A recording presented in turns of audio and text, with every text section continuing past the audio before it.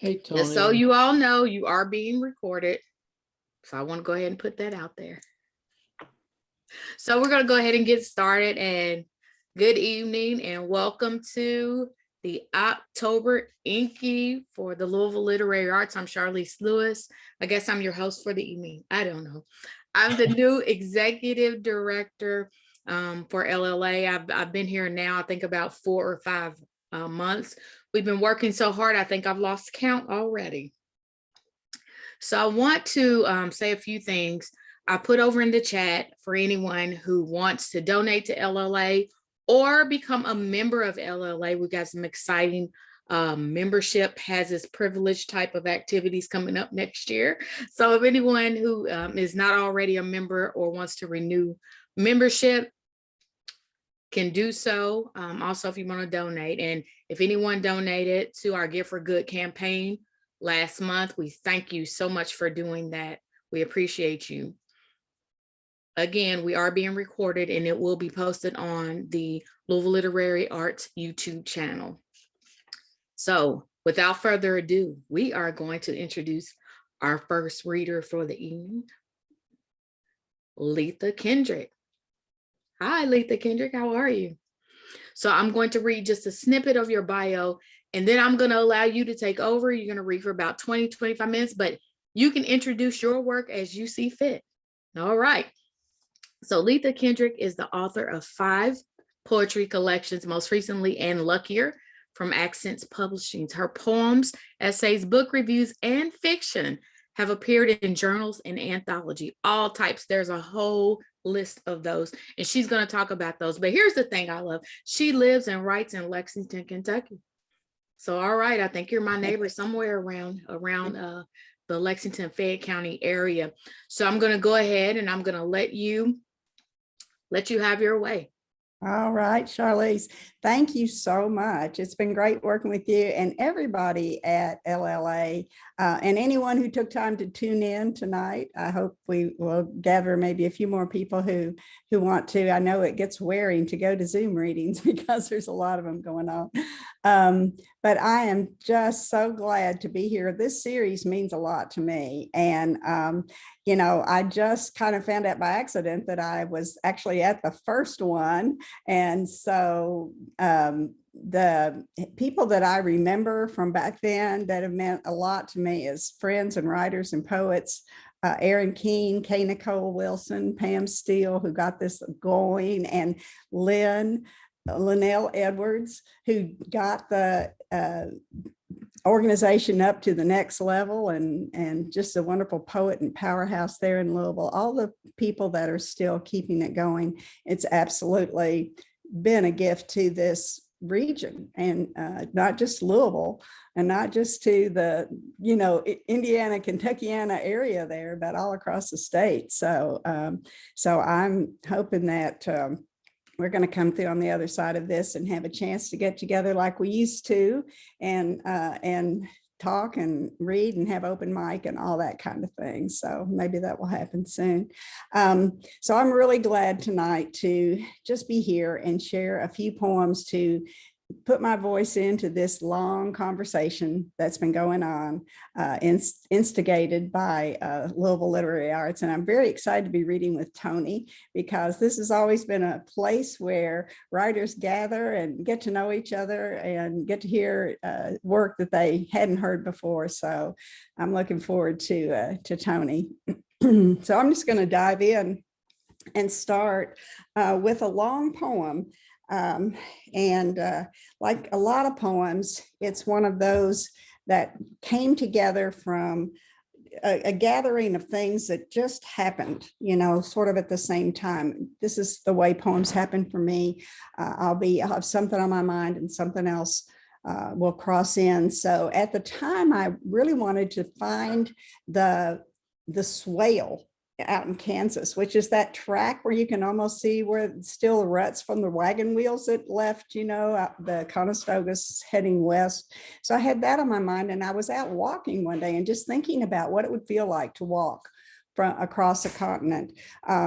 And as I thought about that, I also just thought a lot about displacement, how, the layers of that when people are forcibly removed from their homes. And at that time, Syria was in the news and what was going on there. And all of that deep sadness that I had about that and other refugees came together. And it just seemed appropriate to me to start with this poem tonight because of the continuing movement of people being forced away from where they have lived and their homes. So, but this also, one part of this poem is also a visit to Kroger's. So there's a lot of stuff in this. So it's in parts, and I'm just going to start. The poem is called Consider the Measure of a Step, Part 1. 3 feet at a time, the world slips past, every meter earned, the weight of flesh and bone, our first burden. To get anywhere, an act of patience, a job of work. 2, could I find that westward trail, the overgrown track, trace of the swale those long gone wheels wore into sod? Calculate the distance to the end of a continent. By GPS, it's only days if you are able to plod without stop, without rest for your animal self, without weather, washed out crossings, to Oregon's undreamed orchards bent under the sweet cherries' weight, to California's strawberry fields, to the other forever picking there. Hope, the truest mode of travel. 3, it is one thing to set out. It is another to flee, to take flight, not light, not fit to journey. Hit with missiles, metal messengers you want to say have nothing to do with your life. Lift leaden feet, flee, get. 4, even refugees carrying the nothing they still own, carrying death in their sweat, death haloing everything, can cross the measure of entire countries in days with no home on the other end, no vision of gardens, but mud and tents waiting, and stasis and fences erected to protect the dream from them. 5, what are the nights then? What darkness in the changing, strange geography? What invasions of the no longer sovereign bodies riding the lurch and pitch of La Bestia, the sickening rise and dip of an overcrowded raft? The country of home, a dream, a nightmare, a room never to be re-entered. The country underfoot, forever foreign, no matter how much it was longed for, no matter how much it is loved. 6, I have not slept along any of these roads. I have not fled one kind of destruction for another, nor put myself in danger for a dream. I haven't trudged, not on asphalt edges, not among rocks and wind, grit-driven, hot as devil's breath, swelled with small clicks, the steps of predators, nor have I shuddered into sleep on iron cold earth. I have not stood for hours for a sack of meal, a plastic measure of tepid water. I have not felt pure gratitude for a narrow cot, canvas overhead. 7, today I have picked fruit out of season from among a cool abundance beneath the drift of 60s music. Oregon cherries, a plastic measure of California strawberries. Today I have filled my car. Today I have paid someone to guard the borders. I have turned the news off. In a white bowl on my table, berries barely bruised. On my fingertips, a tinge of red.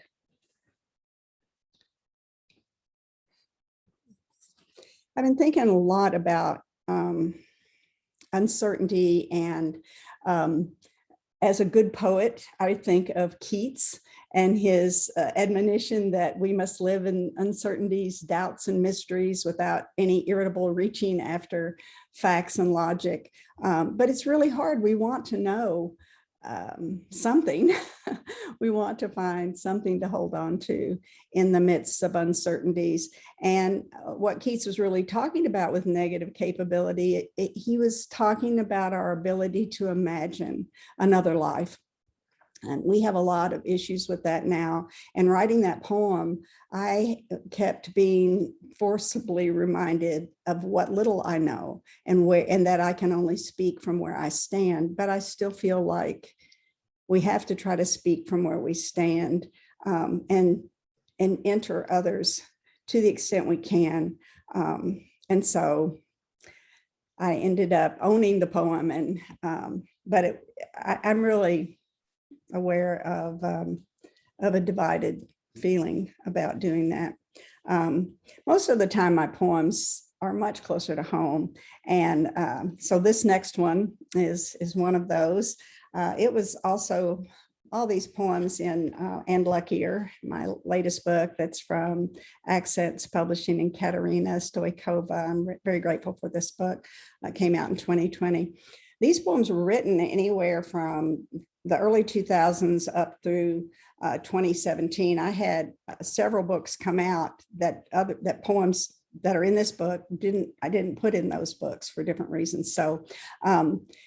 So it's funny to me when I'm reading these poems that I feel like they were written much more recently. This poem is called Thanksgiving in a Year of Flood and Fire. Years of flood and fire seem to be the norm now, but Thanksgiving in a Year of Flood and Fire. It has an epigraph from Adrienne Rich's poem, Natural Resources. And the line is, "My heart is moved by all I cannot save. So much has been destroyed." "My heart is moved by all I cannot save," Adrienne said, and left us less alone.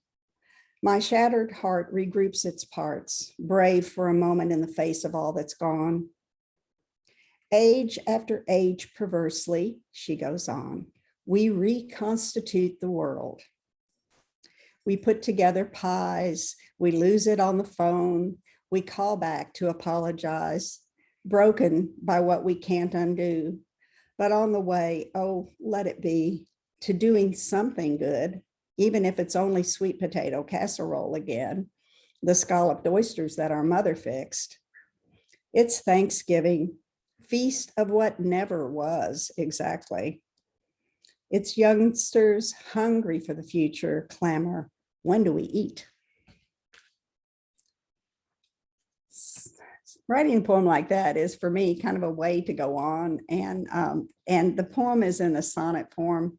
It's not a rigid sonnet, but trying to meet the form gives me some handholds that can help me to find a way to speak back to moments that seem unspeakable, and bring me down to something like rhyming pies and apologize, which really helps. Gets me through to the next line. So for me, writing poems are a way to go on, and staying close to home also can be a way to go on. I'm going to read another poem that is sort of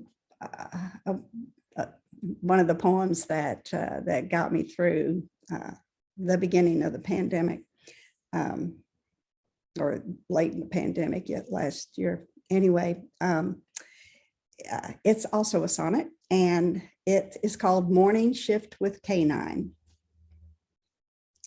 Sometimes the simple rattle of a locust in no particular tree will put the day back on its feet, undo the night's tilt into the grave.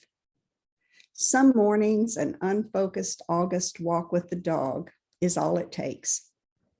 Our bodies prowl the sodden air, sun spilt through haze, legs churning. Sidewalk, rank sod, the regular spaces at which he balks next to the regular trees, a chance to lift our feet. We do this for each other, shift our darknesses. I pick up his shit, and he obligingly takes mine, flings it off his back paws. each of us goes lightened, following his joyful nose.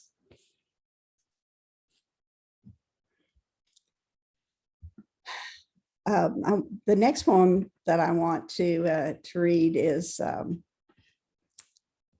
comes back to this question of the limits of what we can know, and sometimes deciding too quickly that we do know how things are.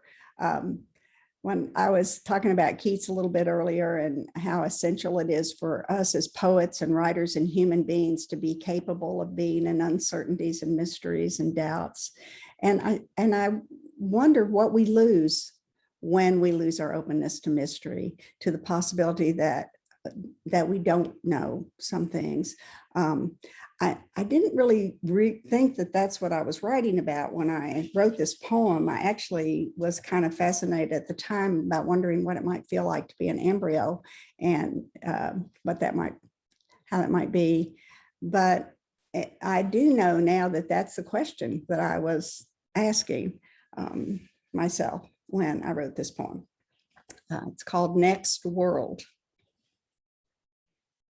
Tell an unborn child, there is dancing here, a blaze of scarlet leaves at autumn, seas that whisper to the sand, vermilion rose gold skies at evening. I dance, he'll say, his legs flexed, test a wall. I hear the ocean pulse, drift in warm waters, gaze on ruby skies, bright and filtered, sleep, dream. I know that other world, how it must be.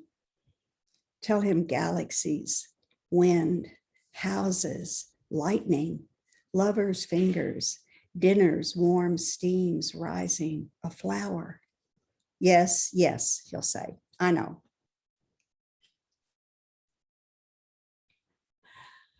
A lot of times what we can't know and what we fear are the same thing.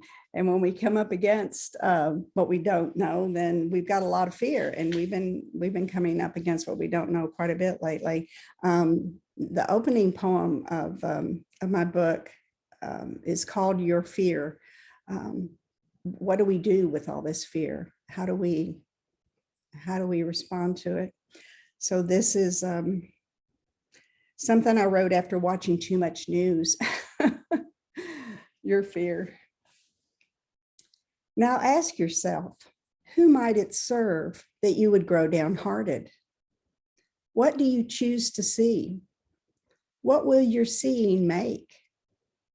The news selected and relayed, mirrored, and soon a billion times its weight weighs on the mind that seeks it out. What is the new? The breath just drawn, the thought not yet enfleshed, the kind word being said, the stars that press unseen overhead. It is the unforeseen upon which Poe said we must calculate most largely. Impossible to separate misery and joy, the living edge of mystery. Time's unfolding dauntless holds you dear. The universe has no need of your fear.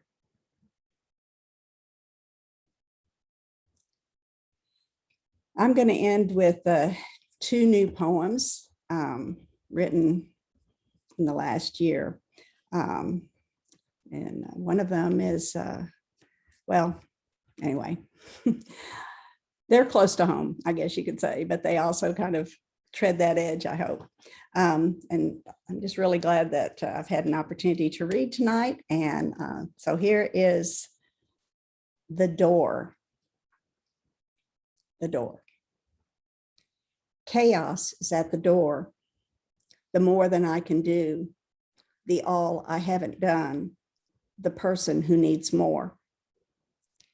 Chaos is at the door, in my friend's face. Chaos is in the fear that drove her out, that drove her here. I can't, I say, when she's standing there. I can't, I say, and unlock the door and bring her in. I stand and cook the food I had refused to make for us, I listen to her talk. I watch the dark take up the yard outside. I set the plates. I lay the bowls of food, each thing in its place, its color and its scent. Eat, I say. And this last one has an epigraph from a wonderful book by a poet who lives now in Southwestern Virginia. Her name is Leah Naomi Green, and the book is The More Extravagant Feast. You should check it out if you haven't heard of it yet. And the line is from her poem, Field Guide to the Chaparral. The epigraph is, "It will only be love that I love you with. All this life later." And this poem is for my daughter, Leslie. I'll be going to see her next week, and you'll recognize her. And there's my newborn daughter's head rode against my shoulder, heavy as a moon, luminous. Fall stepped among the crickets singing. Its cool and slender toes weighted flower stems that October. How could I believe I could decide on love when its flood coursed through my resistance like light, like death plowing toward me? All this life later, death plows me still. Still, I half refuse the light. My daughter, a moon risen, turned away toward her own daughter's running form. In this small late yard, a cricket saws its song from the bank of asters nearing autumn bloom. A second cricket answers, small chirr in the zinnias, a grating grace. Love is always a decision, and everything depends on the tired hand that cups a heavy head, on the deliberate softening of the clenched jaw. Soon I will be a stone given back to ground, dust taken up by air. Though bits of me swirl deep in my daughter's daughter leaping forward, all I have is this: storms and hatred, fire and melting poles, this weight of love to cradle, to choose against the will that would set it all down. Thank you.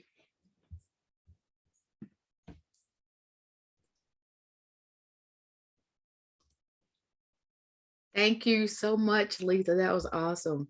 The first poem you read, you said it was about refugee population, right? I work at Tates Creek High School as a college and career coach, and a large part of our student population is from refugee families. So I appreciated that. And I was also the state director for migrant education. So that really resonated with me. Does anybody else have any comments? I want to give some of you all the opportunity to say a few things because we are making good time. So I want to give you some feedback. Anybody have any feedback? It's not just me watching. This is Irv. Linda is here with me also. And Letha, I just want to tell you, we both just thoroughly enjoyed them. Couldn't have my camera on at first because the cat was driving me crazy, but I wanted to be able to react, so I had to turn it on. Oh, thank you so much. We loved it. Thank you. Yeah, there's no doubt that Letha, you write poems from the soul, and I started out as a poet. I can't do it anymore. Everything comes out as prose. Yeah. But I have great admiration. I think writing good poetry is the hardest form of writing there is, because you've got to deliver a message quickly, generally, unless you're writing, Ulysses, but, generally in a shorter form. And I think you did a wonderful job. Oh, thank you. I can't wait to hear your work. And I think that prose and fiction in particular is such a way to say things that you can't really say in your own persona, you know what I'm saying? So I think you know about that from your work. Yeah. Hello from Vancouver, Canada. I'm a huge fan of Letha's. Got her book right here, many of them. But Kathy's a wonderful writer. Thank you. I don't think it goes without saying, although it might be tempting to think it. I think Letha's work personifies the the words on the page that have nothing else on them. They're clear and clean. Each letter and each word has been dusted off, so it's spare and pure and evocative, and it makes me, honestly, it makes me weep. I'm not going to, but I feel like it. They're so beautiful. In addition, and I don't think this goes without saying either, you just read beautifully. I know people that are beautiful writers don't always read in the way that you can close your eyes and you just rest in this conversational pace where you hear every single word. And it's just a miracle to hear such beautiful words again, so beautifully read. So I'm very grateful. And hello all my American neighbors. Thank you, Kathy. It's so great to see you. I've had many good teachers as far as reading, and Molly Peacock is one of the best. So she's amazing. So, yeah. Litha, I wanted to say thank you for such beautiful words. I tuned in on my drive of I-95 North. Yay! And it was a magical way to be on the interstate, is what I'll have to say. The best drive I've ever had, listening to your magical words, and they were so clear and really just you have a clarity with what you're saying, and very provocative of the imagination. And thank you for sharing that with us all.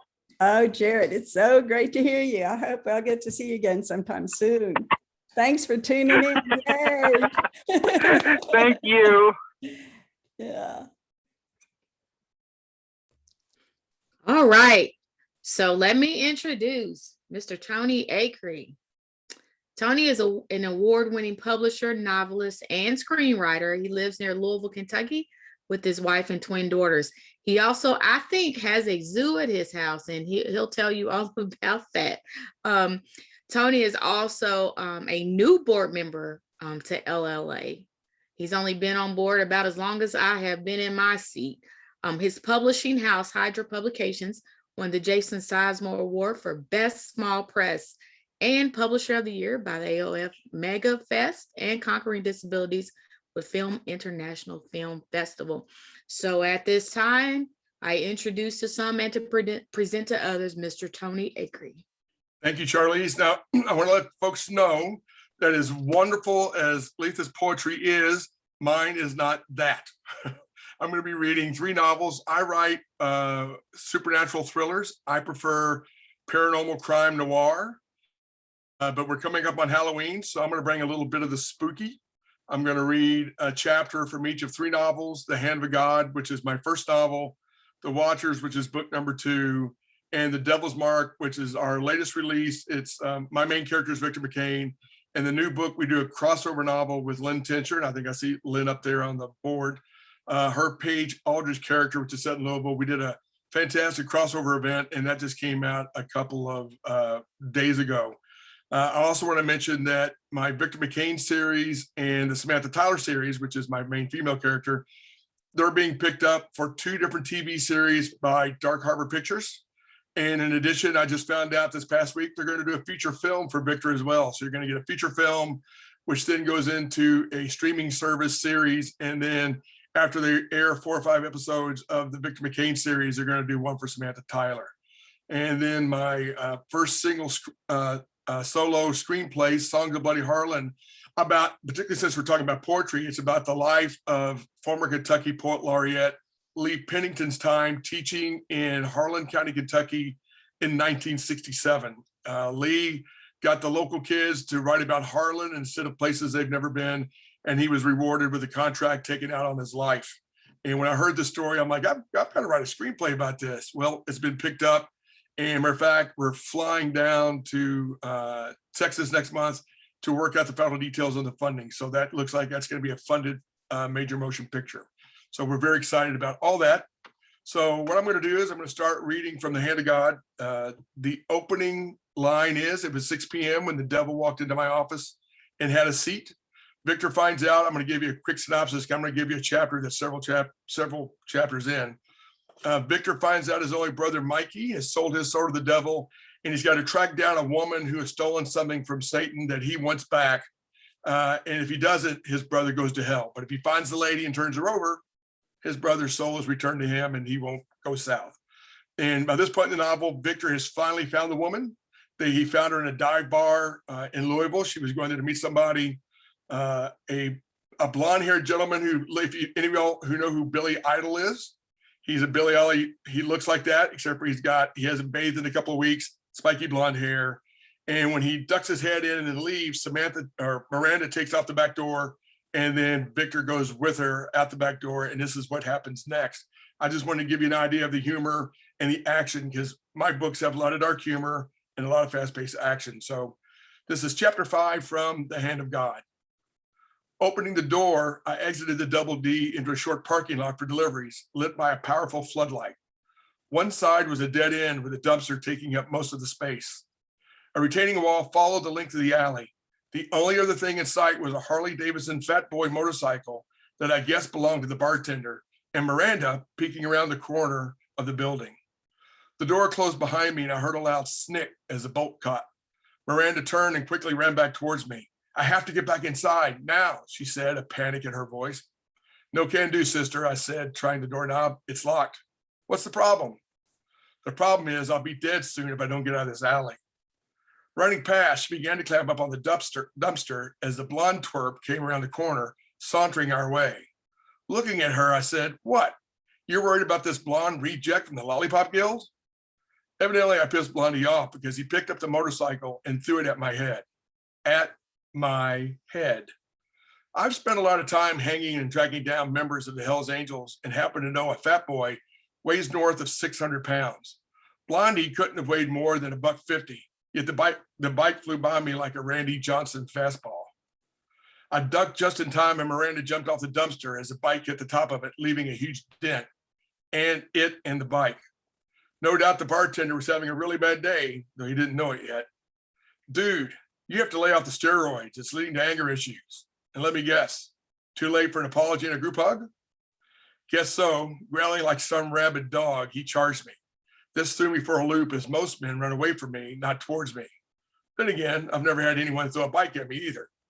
As he was crashing into me, I hit him hard with a two-handed blow to the back of his head, trying to end things right then and there. No dice. Lifting me off my feet and slamming me into the dumpster, he knocked the wind out of my sails. Jesus, the shot I gave him would have crippled most men. Yet all he did was start to laugh. He said, tough bastard you are, but old Eben is tougher, don't you think? It was all I could do not to start gagging from the stench of his breath, as it smelled like he'd been eating roadkill for dinner.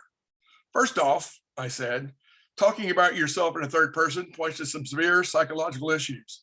Second, man, you could use some Tic Tacs. I leaned back, then drove forward and struck him in the nose with a fierce headbutt. I heard his nose crunch and break, a smushed lump in the middle of his acne craters. He started giggling and tried to headbutt me back, but I shifted my head at the last moment and he struck the side of the dumpster, leaving another huge dent. I think he would have killed me right then and there, but Miranda tried running by me. Blondie lunged at her, grabbing hold of her hair. A blonde wig came off in his hands, and as she spun away from him, revealing a short red hair, the color of a setting sun. In one fluid motion, she opened her case, and instead of a pull stick, her hand emerged holding a long, thin sword, its razor edge glinting in the spell of the light from the back door bulb. She made a slashing cut towards his hand, making Blondie jump back. Tossing the wig aside, he began approaching her cautiously, forgetting all about me. Now, Samantha, you want to be careful with that thing, girl. A child such as yourself would not to be playing with a man's toy. He started dancing a little jig as he talked, trying to cut her off from the open end of the alley. But she continued circling, holding the sword in front of her, keeping him from blocking her escape. You took what wasn't yours to take, he chortled. So they sent old Eben to bring you back, they did. But they didn't say how or in what condition, don't you know? So if you don't put that big sticker away, when I do take it from you, well, I'm going to use it on you a few times, then have me fun with you, show you what a real man is like. Eamon, I swear to God, you pull out your shortcomings, and I'll slice it off and shove it down your throat. There was fear on her face, but the sword in her hands remained steady. She kept backing away from him, but she maintained the same pace. Samantha, I know I'd had my helmet pummeled pretty hard, but what the hell? I guess Miranda wasn't her real name. At the moment, though, her name didn't make any difference. What mattered was that Blondie now had his back to me.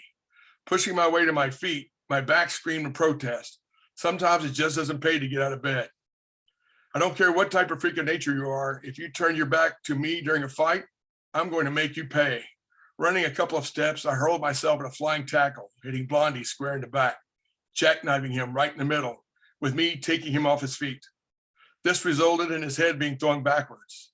Samantha stepped smoothly to the side and slung the sword across in a deadly arc. Blondie's scream was cut off as his head went flying from his neck. So that gives you an idea of the dark humor and the pace and the action. And I was lucky enough to have that book hit number one in America. And it's going to go a long way to paying my kids' college fund, which makes me very excited. And the next book I'm going to read from is The Watchers. When I ask fans of my books what they have as their favorite chapter or what stays with them, this one is what comes to mind. It's the opening chapter of The Watchers. I think we've all, or for some of us, we've taken tours of Mammoth Cave, and when they turn the lights out and it gets really dark, that is what inspired this chapter and the opening to The Watchers. So I'm going to go right into that. Ruth Ann closed her eyes and took deep, steady breaths, trying to slow her heart rate and not think about the mountain of rock pressing down on her. She'd never gone spelunking before, and after today, she never would again. She reopened her eyes. Thanks to the light on her helmet, she could see the reason she agreed to come at all, the hunky figure of Jason Mueller snaking further down the wormhole. That's what Jason called this part of the cave, a long, very narrow tunnel through solid rock. They were both students at the University of Kentucky. He in pre-med, she still stuck on undecided, while a member of the cheerleading squad. Her friends teased her she was only after an MRS degree, and they weren't far off. Jason was from one of Lexington's oldest and richest families, and she had her eyes on him for the entire semester. When he invited her to go cave diving, she all too quickly said yes, forgetting how much she hated being in tight spaces and was even more terrified of bugs. The thought of spiders climbing all over her while she kept her up all night. However, Jason was into extreme sports, and she was into him. She didn't dare say no once he asked her to join him on this underground expedition for fear she might not get a second chance to go out with him. So here she was, a billion miles underground, on her stomach, crawling through a space where the gap left only inches to spare in any direction. He promised, since this was their first time, that they would go to an easy cave for her first dive, and brought her to a farm his family owned down near Mammoth Cave National Park in Edmonton, Kentucky. Jason believed their cave had to hook up at some point with Mammoth Cave and was convinced he could find the connection given enough time. He told her Mammoth Cave was nearly 400 miles long, the longest in the world, blah, blah, blah. She couldn't have cared less. She just liked his curly black hair, blue eyes, and the way he looked in faded jeans. Wearing a red, black, and blue checkered flannel shirt, he looked like a lumberjack dreamboat. Up until about an hour ago, the trek through the cave was the easy trip he promised, with fewer bugs than expected, thank God, and no bats. But after going through one very tight squeeze, Jason came to a complete stop. Looking up, Jason noticed an opening about 6 feet off the ground, where a large boulder, matching the size of the hole, now rested at their feet. That's new, Jason said. I bet those tremors earlier this year must have shaken that boulder loose and caused a breakdown. Let's take a look. Jumping, he grabbed the edge of the ledge. Pulling himself up, he first glanced around and then climbed the rest of the way and disappeared from view. Ruth Ann nearly had a panic attack as she looked around at nothing but rock and darkness that seemed to close in around her. She started calling for Jason, but he soon stuck his head out of the hole, his face lit up with excitement. You have to see this. Here, take my hand and I'll pull you up. Every part of her being told her not to do it, but then she looked into those smiling blue eyes, jumped, grabbed his hands, and climbed up beside him. She crawled onto the ledge and could see another tunnel disappearing downward further than the light of her helmet could reach. She was about to say something when she froze and goosebumps popped up all over her body. She could swear she heard what sounded like someone whispering. It was just barely audible, and she closed her eyes and strained to make out the words. But it stopped, and all she heard was Jason. Think about it, he said. No one in the history of the planet has ever seen what we're about to see. This passage goes on quite a bit, but there's a flattener, and I came to get you before exploring that part. Is this awesome or what? She voted for the or what and tried talking him into getting more people before exploring this new part of the cave. But he said he wanted to be the first one to see the area and to share it only with her. If she wanted to wait for him, well, that was up to her, and she could stay here and he'd return later. She considered her limited options and decided splitting up and staying behind was a bad plan. so she reluctantly agreed to further explore the new area with him. She thought about mentioning the whispering and her growing sense of unease, but was worried he might think she was some nut job. There was no way in hell he was leaving her in the dark by herself. She breathed in the musty cave air and continued crawling on her stomach after Jason and thought to herself, maybe he isn't worth it. After a bit, the opening widened, but the ceiling remained low. She bumped her head several times as she tried to scratch her nose. Jason stopped. Do you see that? He asked. See what? She inched closer to him, trying to look past him, and saw nothing. Turn your helmet light off for just a moment. I think I see some type of glow up ahead. You can't be serious. Just do it. It'll only be for a minute. Ruth Ann hesitated. Let me take a sip of. See, poems are better to read than prose because you get to stop in between. Just do it. It'll only be for a minute. Ruth Ann hesitated, then reached up and begrudgingly turned off her helmet lamp. Jason did the same, and for a terrifying moment, the darkness was total. She reached out and put her hand on his boot, but then she could see what caused the tension. Up ahead, there was a soft red glow. Oh, Jesus, do you think that's lava up there? She asked. Don't be silly. There's no volcanic activity in this part of the country. Yeah, but what about the earthquakes? Maybe they did something and now lava is bubbling to the surface. He switched his light on again and she did the same. Think about it, Ruth Ann. If it were lava, it would be getting warmer, and it's not. He was right. It was snowing when they entered the cave, and it was down to about 25 degrees outside. Yet once in the cave, the temperature stayed constant in the mid-50s, and it didn't feel any different the closer they got to the light. He continued, and we would smell sulfur. The smell would drive us out of here, but I don't smell any, do you? No, not that she was aware of. They moved slowly on towards the source of the mysterious light. They crawled another 100 feet or so where the ceiling rose to about sitting height and the bottom dropped off to a small ledge. Jason glanced over the side and said, there's what looks like a fissure and the glow is coming down from one end. Hang on a sec. He swung his legs over the side and dropped down, then raised his arms up ready to catch her. Ruth Ann, backing away slightly, said, look, Jason, let's go back. I'm getting a bad feeling about this. I mean, what if you step in a sinkhole or something like that and get hurt? We're down here all alone and no one knows where we are. He dropped his hands to his sides and didn't look happy. Fine, he said. How about this? I'll walk up to the fissure a bit and see if I can tell where the glow is coming from. Then we'll head back and get a group in here to explore this new section more thoroughly, okay? Ruth Ann looked down the cave fissure towards the glowing red light, her sense of unease growing. She nodded yes, but said, be careful and stay where I can see you, please. You got it. Jason moved quickly down the path and just to the end of the light's reach when he stopped and seemed to look off to his right, where the passageway made a sharp right turn. He shouted to her, just another minute, he paused. I think I see something. He took another step and disappeared from view. Jason, wait, Ruth Ann shouted, but he didn't. She wrung her hands while counting the seconds, waiting for him to return. She could still see the glow from his helmet lamp and was watching it intently when it blinked out. The other end of the fissure was now barely illuminated by her own lamp and the same peculiar red glow. She screamed his name several times, but there was no answer. A low moan escaped her body. She looked over her shoulder at the barely visible path that led him here. Her body began to shake controllably and panic seeped into her bones. She wasn't sure she could remember the way she came into the cave without Jason leading the way. Frozen with fear, she was afraid to go after Jason and too terrified to turn and leave alone. After several paralyzing moments, she knew she couldn't stay where she was. The terror of being lost forever in the cave trumped her fear of going after Jason. She jumped down and followed his footsteps carefully. When she reached the end of the fissure, the path made a hard right turn. She slowly peeked around the corner and could tell the red glow was stronger just up ahead. She inched forward, checking the ground for sinkholes or drop-offs, but the path looked solid. Like Jason, she thought she could see something. As she moved closer and strained her eyes for a better look, she came to an abrupt stop, her mind instantly in shock beyond her understanding but what she saw. There in front of her was a tall old man sitting on a stone block. She assumed he was old because his hair flowed down nearly to his waist and was as white as the snow falling outside the cave. Not only that, but the man was huge. As a cheerleader for the basketball and football teams, she spent a lot of time around some big men, but this guy was as tall or taller than any of them. Jason must be right, she thought. The cave on his family farm must hook up to Mammoth Cave, and that's how he got here, from another entrance. There's no way he could fit through the wormholes we did. The red glow was emanating from somewhere in front of and below the man, as if he sat around a fire pit. The man turned his head and she could see he was eating something. Noticing her, he stood and began taking long strides towards her. He was wearing a long robe like you see people in the Middle East wear, but without the headdress. Her shock intensified when she noticed shackles around his wrists with short lengths of chain dangling from them. Was he an escaped prisoner?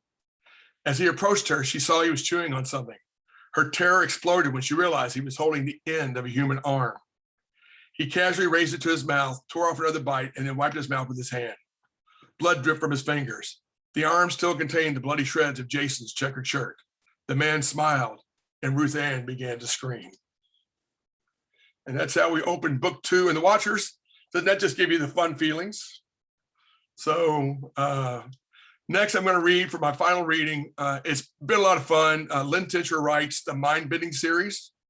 In her series, Paige Aldridge is a Louisville homicide detective. And she can read minds, but not in the way you've seen a lot of times on TV. For her, she can't just walk up to you and read what you're thinking. But let's say in this book, The Devil's Mark, there's been a serial killer murdering men and then carving the mark of the devil into their skin. And she can think about somebody thinking about that mark and then read your thoughts. So she's checking for thoughts in the collective conscious. And in the new book, there's a new body, and she's thinking about that mark, and then she ends up thinking about a man thinking about that mark, and he's standing over a new dead body, but this time it's a woman. And through a few things that she does, she figures out the man standing over the body is Victor McCain, the main characters in my books. So there's a parallel story going on until about 2/3 of the way through the book, the parallel tracks merge. In this case, Victor's doing his own investigation into the people who have been murdered.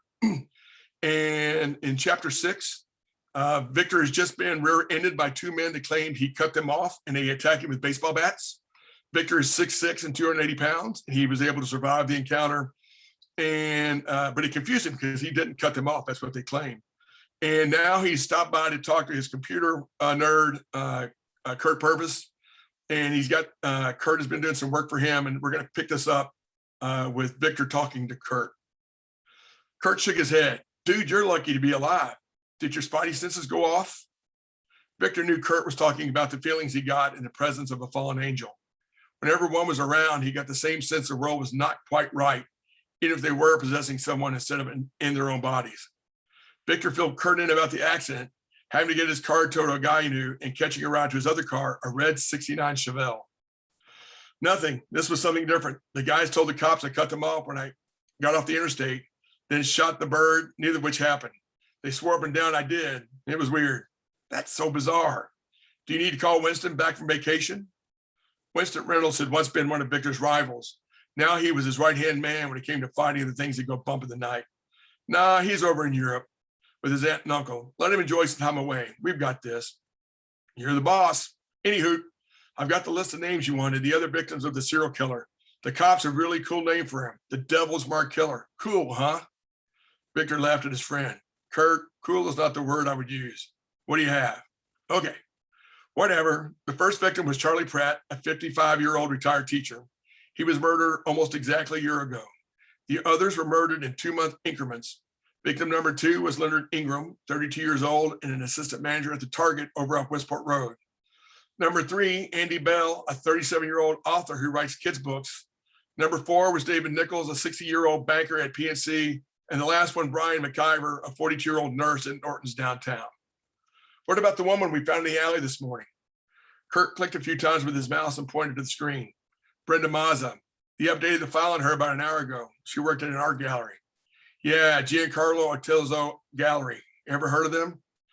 Dude, my idea of art is a Marvel superhero poster. I have 5 of them. Want to see them? No. And this is a minor spoiler. Ruth Ann lets you hang this crap in the house.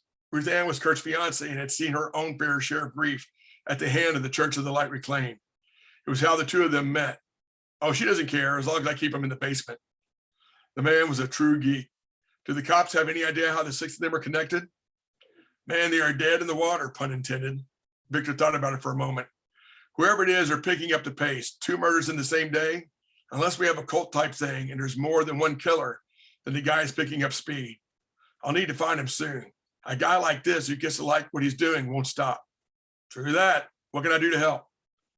I might as well start at the beginning, print out the street addresses for me and any of the relevant data, and I'll start my own investigation in the morning. You got it, big guy. If anyone can do it, you can. Now it's the next morning. Charlie Pratt lived in the Highlands, an area of town known for its dining and nightlife off Bardstown Road. Pratt's home was a well-maintained craftsman-style house on Crowley. Victor parked out front and made his way onto the wide front porch and pressed the doorbell. Morning drifted in on a crisp winter breeze, and he zipped up his bomber jacket while he waited. There were lights on inside the house, and right when he was about to push the doorbell again, he heard footsteps. A middle-aged woman glanced through a pane of glass in the door and hesitated a moment before opening it. She was on the short side and skinny, with hair tinged with gray. Her eyes were brown and wary. "Can I help you?" Victor introduced himself. "Are you Mrs. Pratt?" "Yes." "What can I do for you, Mr. McCain?" Victor noticed she did not invite him in. He knew her first name, Carol, and she worked as a secretary for the Jefferson County Board of Education.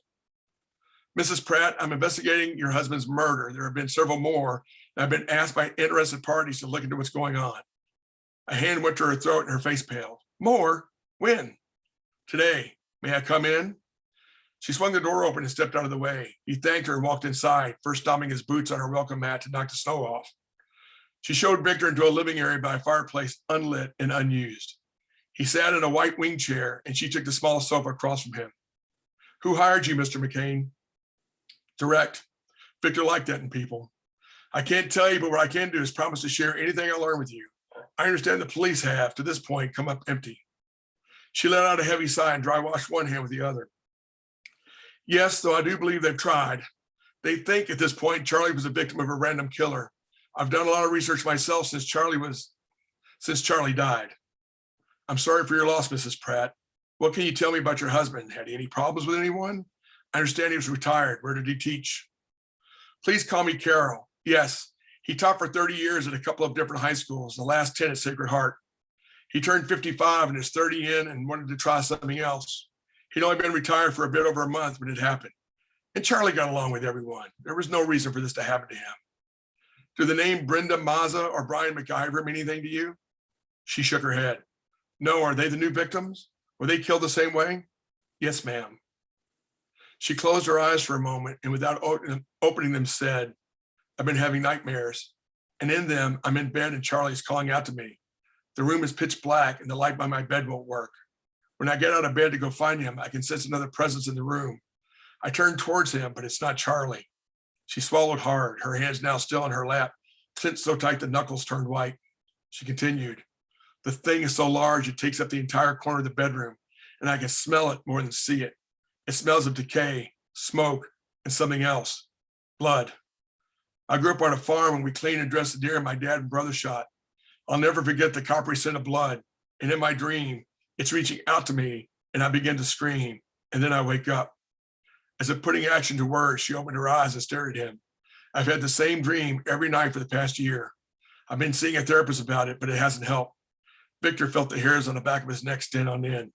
A demon. "Losing your husband the way you did would be hard for anyone to deal with." "I don't think that's it. I don't know how I know, but it's real. At any rate, I've had enough. I called a realtor this morning and by tomorrow there will be a for sale sign in the yard. I gave my 2-week notice. I have a sister who lives in Arizona. I'll be gone in 2 weeks regardless if the house is sold or not." They talked for a few more minutes and then Victor left. When he got behind the wheel of the Chevelle, he stared at the house for a moment. Demons. Why did it have to be demons?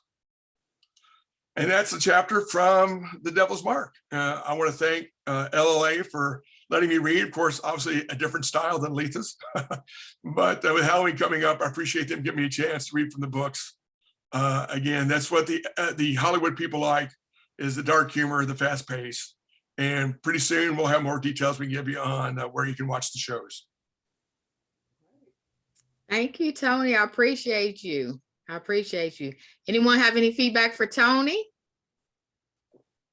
Hi, Tony. It's Abigail.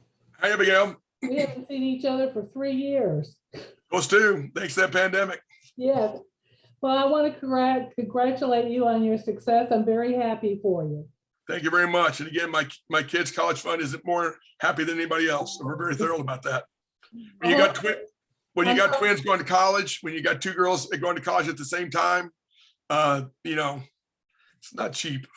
Well, I keep up with you on Facebook and I saw the advertisement for this on Facebook. Otherwise, I wouldn't have known anything about it. So I'm glad I scrolled through and saw it. But anyway, Thank you. congratulations. I'm very Thanks. happy for you.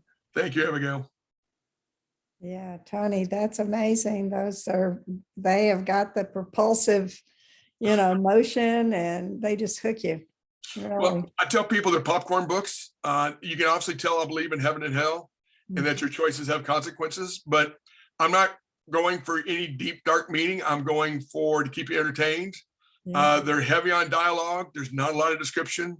For those of you who like Robert B. Parker Spencer novels or his Jesse Stone novels, he had the TV show Spencer for Hire. I've always admired the way Parker writes. It's when you look at a page, it's like this. There's no big blocks of text. It's all dialogue. And that's something I really enjoy. And that's something I use heavy in my books. Mhm.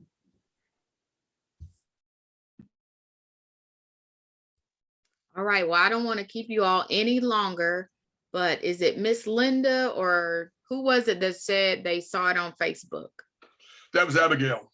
Miss Abigail, you saw it on Facebook, so I just want to make sure you have the opportunity to get on our mailing list. I did. I saw it on Facebook and I marked it and because I know Tony, I definitely wanted to see him read and I'm so glad. And yes, I will get on your mailing list. All right, thank you so much. Also, I put in the chat earlier information if you want to become a member of LLA, if you want to make a donation to LLA. We got some exciting work that we're launching in 2022. And so I want to make sure that everybody is connected so you can see all of our new programs that we're rolling out and so you can participate. And again, I said it earlier, become a member. We're going to have some exciting things because membership does have its privileges. So we will have some exciting things for that as well. So Irv, do you want to say anything? You are the board chair. I just want to tell Tony, listening to him read is like talking to him. I hear the same words. I hear the same expressions. I love it. It's just very, very down to earth. Very. Yeah, Victor is my bigger, better alter ego. So, if I could be 6'6", 280, good looking with a beard, and that would be nice. So, but we go with what we got. Yeah. I also want to thank everybody for tuning in and hope that they will come back, especially those that have not joined us before. Go to our website. You'll see that next week on Wednesday evening, we are hosting a writers meetup. If you want to bring some writing, we'll give you an opportunity to read it up to 2,000 words, and we'll give you a free critique. And we'll ask that you critique ours also. Yes. Make sure you follow us also on Facebook. We are on most things as LOU Literary Arts. So we're on Twitter. We're also on Instagram. So if you have any of those, including Facebook, you can follow us. You can also go to our website. I think there are links on our website that will send you to those social media sites as well. We're on LinkedIn as well. Yes, we are on LinkedIn. I forgot, and I created it, I think. And we're working on getting into TikTok. We are. For the younger crowd. What are you talking about? We are the younger crowd, Irv. Not me. Not me either, technically. But I want to thank you all so much for joining us tonight. And again, please stay connected to Louisville Literary Arts. We are excited about the new things we have coming up. We have a practically new board, and those that are not exactly new this year are probably new from last year. So we've got some exciting things coming out, and we hope that you will connect with us. So thank you so much for joining us tonight. Thank you. Thanks, everybody. Thank you.